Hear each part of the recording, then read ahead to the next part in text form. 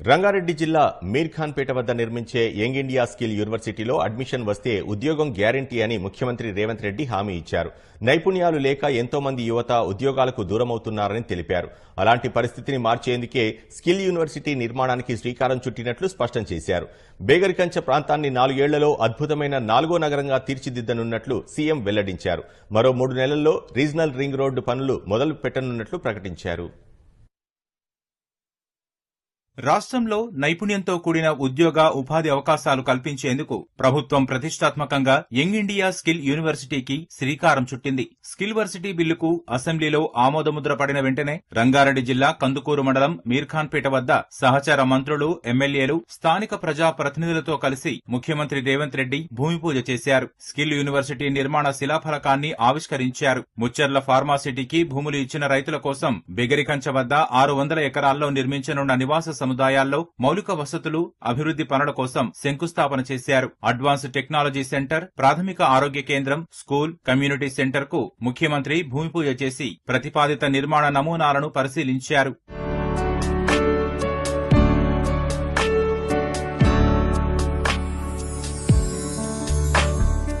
Net zero సిటీలో ఏర్పాటు చేసిన బహిరంగ సభలో స్కిల్ యూనివర్సిటీ ప్రాధాన్యతను, 4వ నగరం అభివృద్ధిని ముఖ్యమంత్రి రేవంత్ రెడ్డి వివరించారు. యువతకు నైపుణ్యం లేకపోవడం వల్లే ఇంజనీరింగ్ పట్టా ఉన్న ఉద్యోగాల్లో చేరలేకపోతున్నారన్నారు. యువతను పరిశ్రమల అవసరాలకు అనుగుణంగా నైపుణ్యాలను తీర్చిదిద్దేందుకే స్కిల్ యూనివర్సిటీని ఏర్పాటు చేస్తున్నట్లు సీఎం స్పష్టం చేశారు. నైపుణ్య విశ్వవిద్యాలయంలో అడ్మిషన్ దొరికితే ఉద్యోగం గ్యారంటీ అని యువతకు హామీ ఇచ్చారు.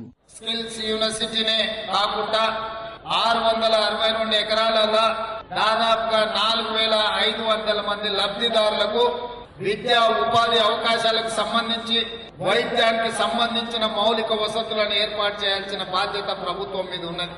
ప్రతి సంవత్సరం ఒక ఇంజనీరింగ్ లోనే 1,00,000 మంది విద్యార్థులు బయటకు వస్తున్నారు. వారికి నైపుణ్యత లేకపోవడం వల్ల నిరుద్యోగ యువకులుగా ఈ రోజు వాళ్ళు కాలం వెల్లదీస్తున్నారు. హైదరాబాద్ నగరంలో అశోక్ నగర్ చౌరస్తాల్లో, అమీర్పేట్ చౌరస్తాల్లో, దిల్సుఖ్ నగర్ చౌరస్తాల్లో కోచింగ్ సెంటర్లలో చదివించినా వాళ్ళు నైపుణ్యం లేకపోవడం వల్ల ఉద్యోగ అవకాశాలు రావడం లేదు. స్కిల్ డెవలప్మెంట్ యూనివర్సిటీలో ఉజ్వల భవిష్యత్తు కోసం విద్యార్థులను తీర్చిదిద్దాలని ఆలోచన ఈ ప్రభుత్వం చేసింది.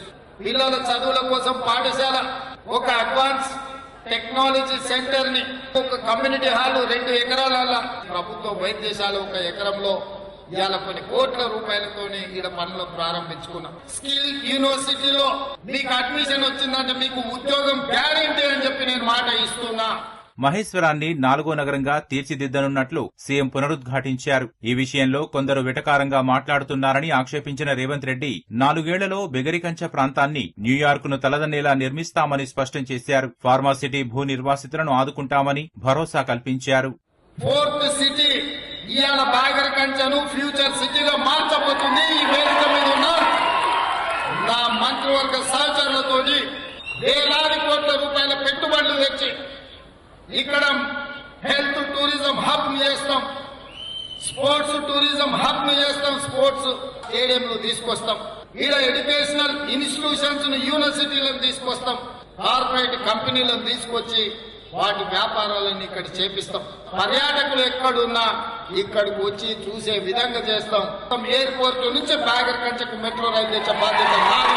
భూమి అయిన పేదలకు కూడా నేను మాట ఇస్తున్నా.